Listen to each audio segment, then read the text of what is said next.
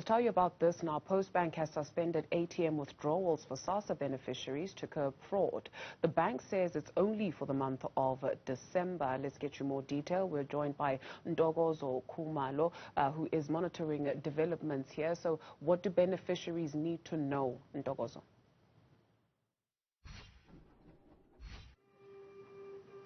Hi, Dudu. Thank you indeed for that.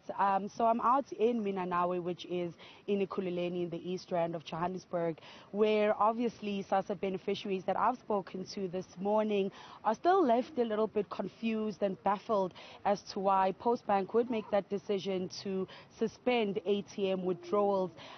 They say in their communities it's mostly cash-based societies with, the closest ATM at shopping malls being at least 5 kilometers away, with most shops, if Prince would scan for me, showing obviously that it's a lot of these spaza shop like settings with the roads. A lot of the residents here complaining that if Postbank is saying they cannot withdraw from ATMs and should get to retail stores that are mostly in malls, how exactly do they even get to the mall with roads like this? Now, this is a couple of days after this community has seen some rain. You can only imagine what it would be like if it was raining. Currently, the roads would be an absolute mess to try and maneuver through. So communities here pushing back a little bit on Postbank's decision, saying, yes, you're trying to fight fraud, but we experience this fraud within our communities.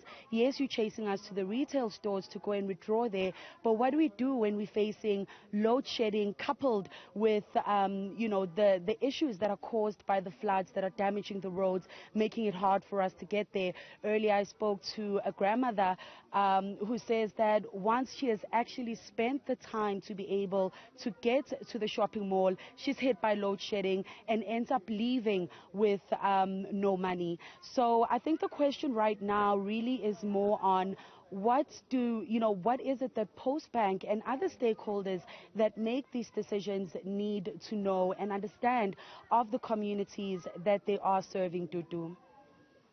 So, Khumalo, thank you very much indeed. We'll continue to reflect on that a little bit later on, or actually we appreciate that we can still have you on the channel and tell us more in terms of the direct consequence, right, for these beneficiaries, especially at this time of year.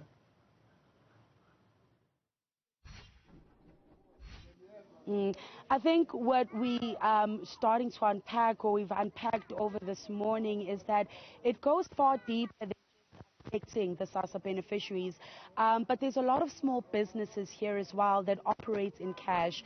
Earlier I spoke to a business that says lots of his customers are elderly people or child-headed homes that once they've received that SASSA grant, they keep it in cash, knowing that every other day they'll be able to come and buy bread for him. So those kind of small businesses also feeling that effect of not only, SASSA not allowing those ATM withdrawals, but also the hits load shedding is having on the businesses in these communities as well. So it seems the consequences really are, stretches long and wide in communities such as Minanawe in Ekhululeni. Ntokozo, thank you very much for that report. We'll touch base with you a little bit later on.